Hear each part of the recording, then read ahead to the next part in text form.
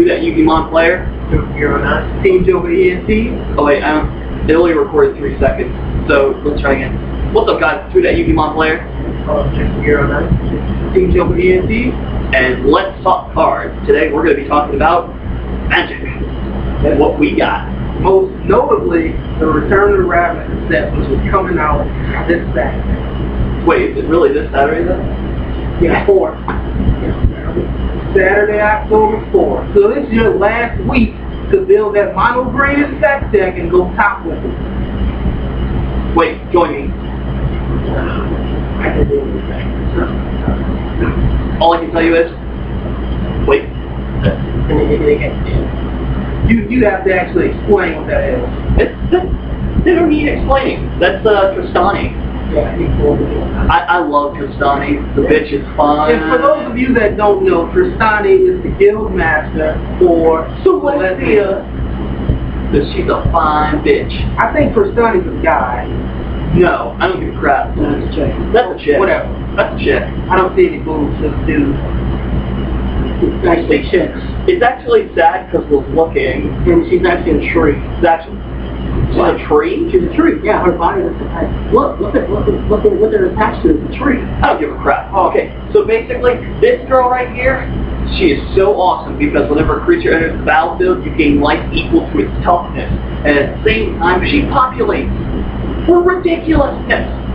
Because population is free. Because population, ladies and gentlemen, is the way of the future. 10 plus for a whole new game like that. Yeah. And I want population.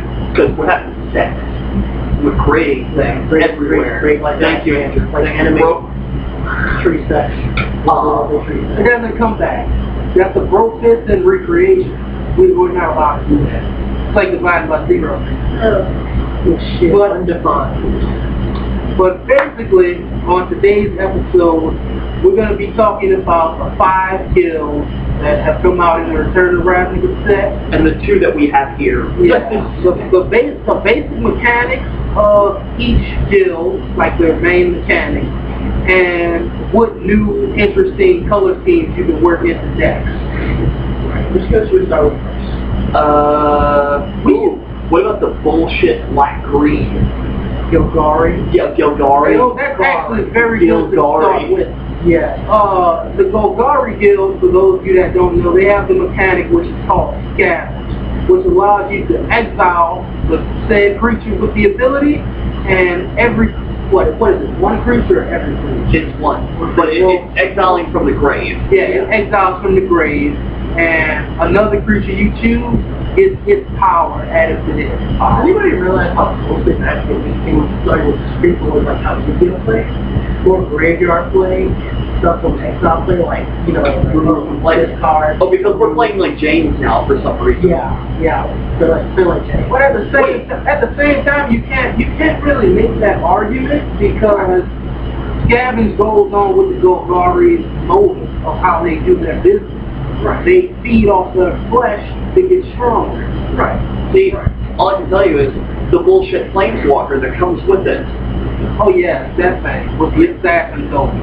Oh, that was. As far as like Planeswalker builds, it's like I think this should be one of the better Planeswalkers. Like on a scale from like 1 to Mind Sculptor. She's a Mind Sculptor. I think she'd be like right there. Just because if you get BS assassin. If you're gonna do that, because let's remember, the assassin tokens are the ultimate, the -7. Okay, she comes with 5, but she only has a +1 and a -1, and then the -7. Okay. Now, she's going to be like a mid to late game Planeswalker because she costs about 7. All I can tell you is though that -7 though, that is just you gotta crazy. You gotta remember though, as good as it looks on paper, it may not play well. Yeah. If you get the assassin, unless you get this on the field first and immediately make those assassin tokens, it doesn't matter. Or unless you populate the crap out of it. Yeah, like Magna. Yeah, because I mean, there's Magma Quake, which will take...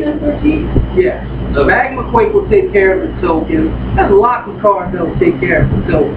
Yeah. And then she's going to be at 0, and then she's going to be vulnerable. Yeah. But the main thing is going to be she's a mid to late game card.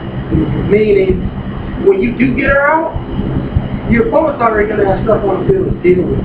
Yeah. It's going to hit her with some smacking things. And considering the power creep in the game, a Planeswalker card is really not as powerful by itself as it used to be. Because you have Death 4 now, you have stuff that can just knock the Planeswalker back in hand. You have all types of things to deal with stuff like that. Yeah, so if we're going threat meter, I gotta go 3. You know, between 1 and 10 on a threat meter, I'm going 3. Because this card, this can be dealt with. It can be dealt with. This doesn't just say, oh, when you -7, you win. That would be horrible. That would be very horrible. That would be very, because she comes with 5. Like, you're gonna be able to protect her through the turn. Yeah.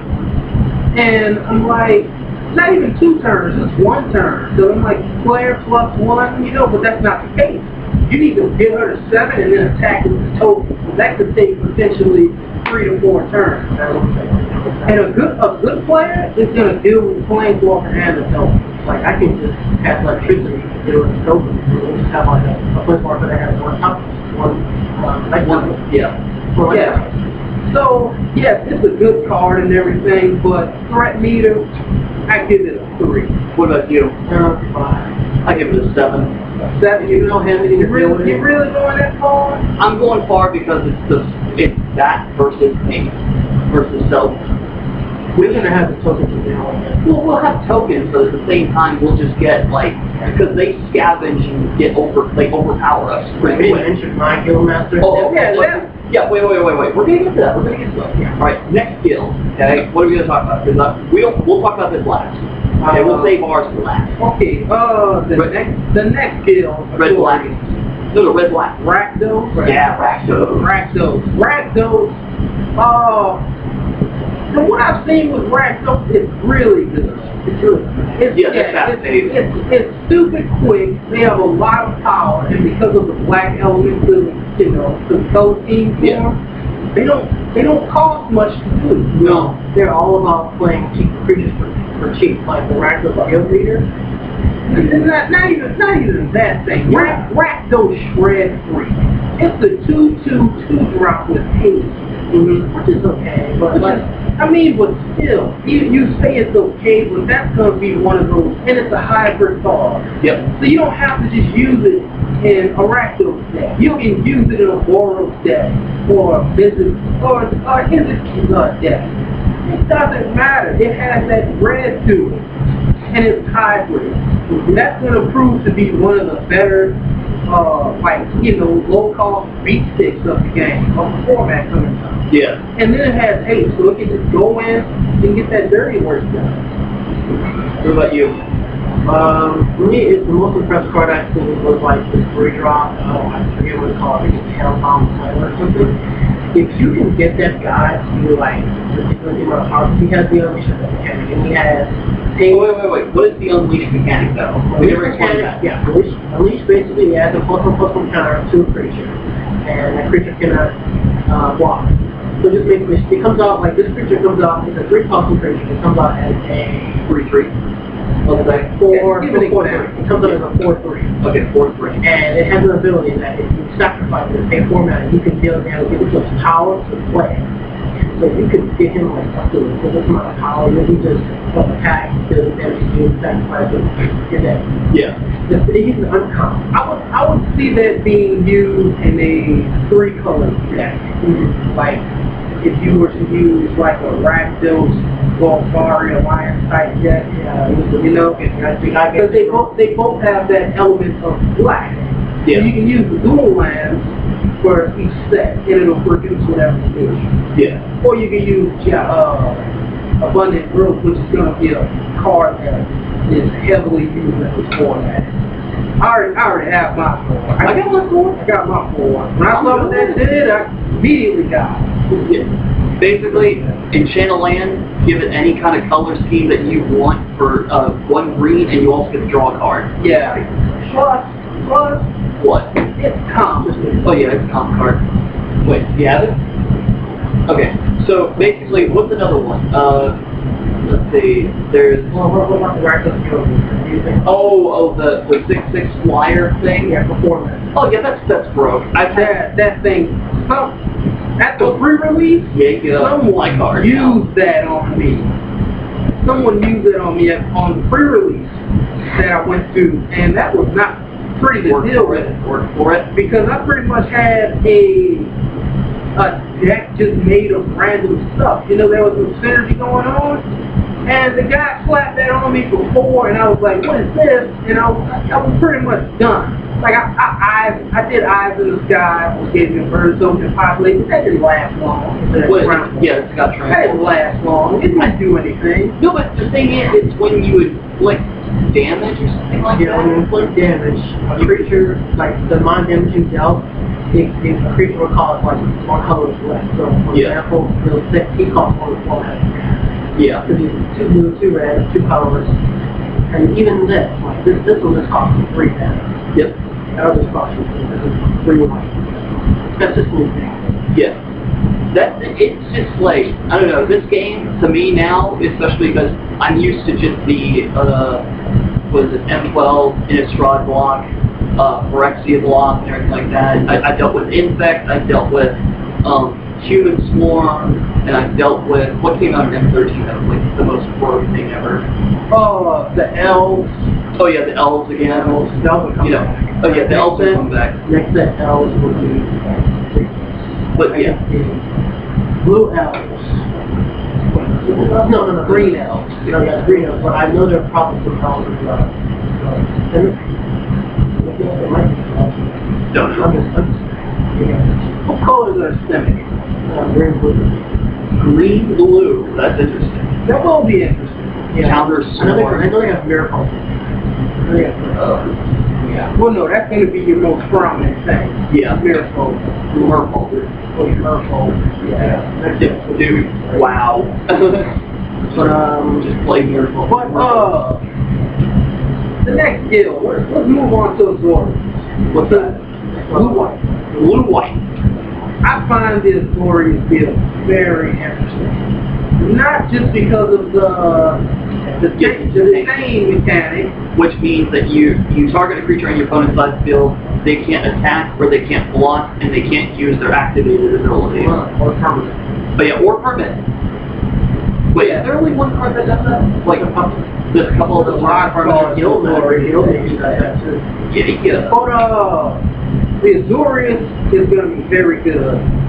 And once Gatecrash comes out and you can mix and match with more color combinations, Azorius is probably going to be that prominent deck color scheme that a lot of people would use. Yeah, blue white controls will come back.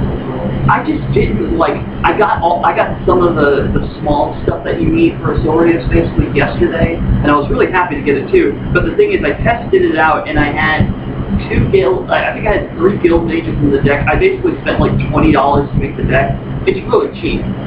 All the cards are cheap, but the thing is, I just didn't have. I had field presence, but I didn't have power to go with it. Yeah. You know, because that was the one problem I had with it. I just couldn't. It's more about like grinding your opponent down and just like stopping it from doing it. It's more defensive, and then your opponent can't do too much, then you just attack them. Because it's like build up a small force and use your moves to just, you know, like who can.